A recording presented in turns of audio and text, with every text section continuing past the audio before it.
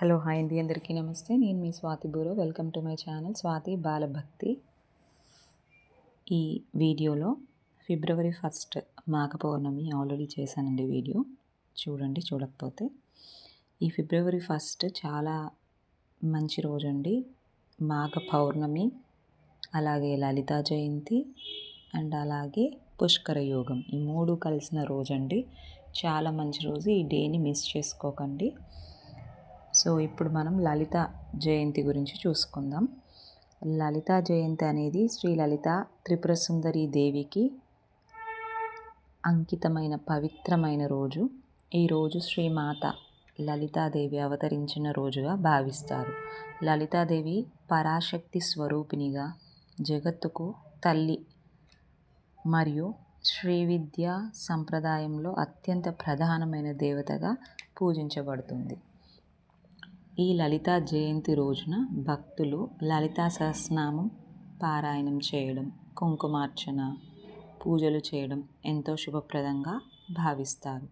ఈ దేవిని భక్తితో ఆరాధిస్తే కుటుంబ సౌఖ్యం, ఐశ్వర్యం, శాంతి మరియు ఆధ్యాత్మిక అభివృద్ధి కలుగుతాయని నమ్మకం.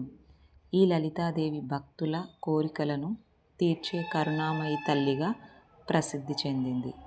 ఈ లలితా సహస్రనామం 183 అలా ఉంటాయండి శ్లోకాలు. 2 ఉంటాయి, అంటే 183 డబల్ అన్నట్టు. సో ఈచ్ శ్లోకానికి 2 లైన్స్ ఉంటాయండి.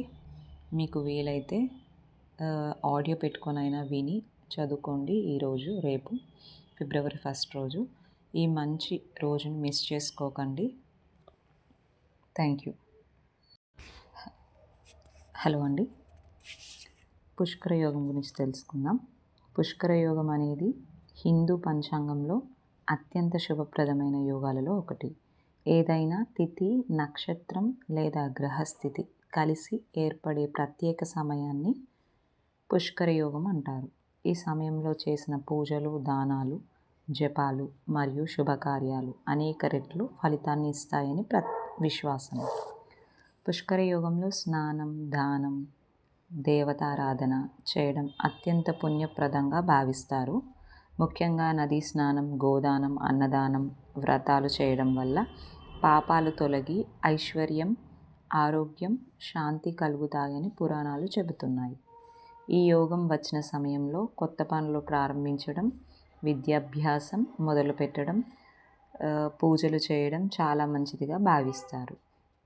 పుష్కర యోగం మన జీవితంలో శుభ ఫలితాలు మరియు ఆధ్యాత్మిక అభివృద్ధి తీసుకువస్తుందని భక్తులు నమ్ముతారు.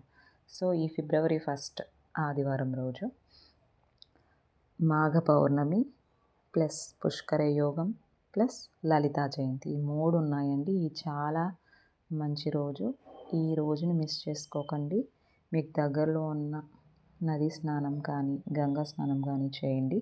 ఇన్ కేస్ మీకు ఏది దగ్గరలో లేకపోతే మీకు నది గల ఇంట్లోనే చక్కగా బకెట్లో వాటర్ పెట్టుకొని అందులో గంగే చయమునే చైవ గోదావరి అది ఉంది కదండి శ్లోకం. ఆ శ్లోకం చదువుకొని అది మనం శిరస్సు పైన పోసుకుంటే ఆటోమేటిక్గా నది స్నానం చేసినంత పుణ్యం అండి. సో ఈ రోజుని మిస్ చేసుకోకండి. ఈ వీడియో కనుక నచ్చినట్లయితే please subscribe to my channel. Subscribe, like, comment and share. Me opinion comment రూపంలో తెలియజేయండి. Thank you one and all.